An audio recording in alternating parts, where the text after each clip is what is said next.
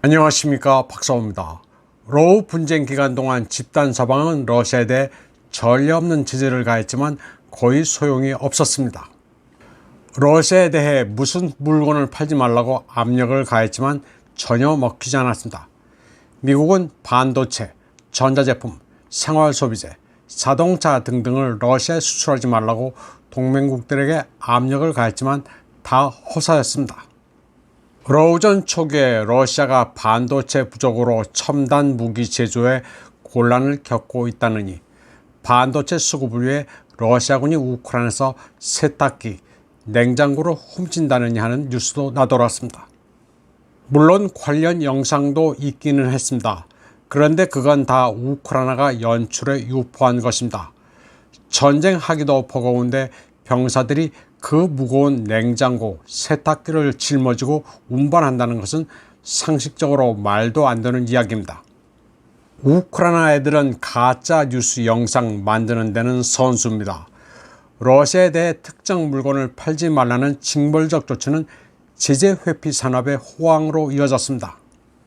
독일의 디 벨트는 제재 조치가 나은 결과는 터키와 구소련 국가의 제재 우회 산업의 번영이라고 말했습니다.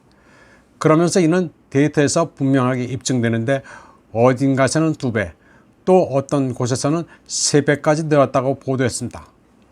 우크라이나 분쟁이 발생한 이유는 군사적으로 전용될 수 있는 제품, 특히 드론과 고가의 세탁기, 석유, 가스 산업 부품의 수출을 금지했지만 오히려 병행 수출입 산업이 커졌을 뿐이라고 디벨트는 분석했습니다. 2023년 1월부터 4월까지 CIS 국가에 대한 독일의 수출은 2021년 같은 기간에 비해 2배나 증가했습니다. 특히 카자흐스탄으로의 수출은 3배나 늘었습니다. 아르메니아, 조지아, 우즈베키스탄도 비슷합니다. 그런데 이들 국가에 대한 수출 증가 품목은 죄다 제재 대상 품목들이었습니다. 그 나라 수요 때문이 아니라 모두 이들 국가를 거쳐 러시아로 가는 것들이었습니다. 적대 행위가 시작된 이래 아르메니아는 많은 자동차와 기술 제품을 러시아에 공급했고 터키는 금지 품목의 환승 허브로 변했습니다. 제재에도 불구하고 예비 부품을 확보해 견디는 것은 러시아 항공사도 마찬가지였습니다. 로이터 통신은 모스크바 항공분석센터 아비아보르트 책임자 올렉 판첼리에프를 인용해 러시아 항공사들이 문제를 해결했다고 보도했습니다. 랜딩 기어와 조종석 디스플레이부터 커피 메이커, 승무원용 헤드셋에 이르기까지 모든 부품이 타지키스탄, 터키, UAE, 중국, 키르기즈스탄을 통해 러시아로 배송되고 있다고 로이터는 전했습니다. 러시아 항공사가 에어버스와 보잉 비행기용 부품을 구매하는 것을 막기 위해 서방이 제재를 했지만 우랄 항공만 해도 20차례 이상 미국 장비를 수입했습니다. 관세 기록에 따르면 지난해 5월부터 올해 6월 말까지 러시아 항공사들은 최소 12억 달러 상당의 항공기 부품을 받았습니다. 올렉 판첼레예프는 제재 초기에는 충격이 커서 어찌할 줄 몰랐지만 2-3개월 후에는 새로운 공급 경로를 발견했고 6달에서 9달쯤 지나자 충분한 대안을 마련할 수 있었다고 말했습니다. 러우 분쟁 이후 러시아인들의 관광 패턴도 크게 바뀌고 있습니다. 입국 조건을 까다롭게 만들고 가봐야 시비가 붙을 수 있는 유럽을 버렸습니다. 러시아인들은 냉대받는 유럽 대신 햇빛이 따뜻한 열대 지방으로 몰려가고 있습니다. 가장 두드러진 곳이 2023년 상반기에만 무려 1000%나 증가한 태국입니다.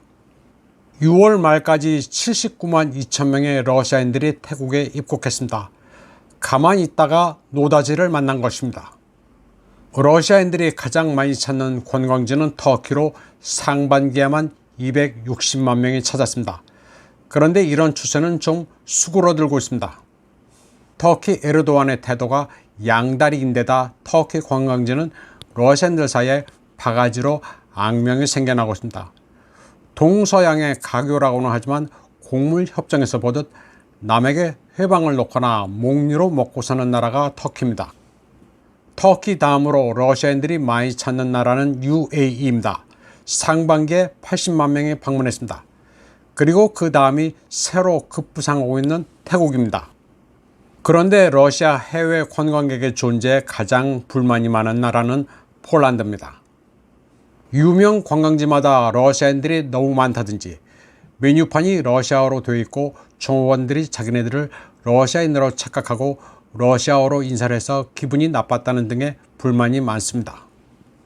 이번 방송은 여기까지 하겠습니다. 시청해주신 여러분 감사합니다.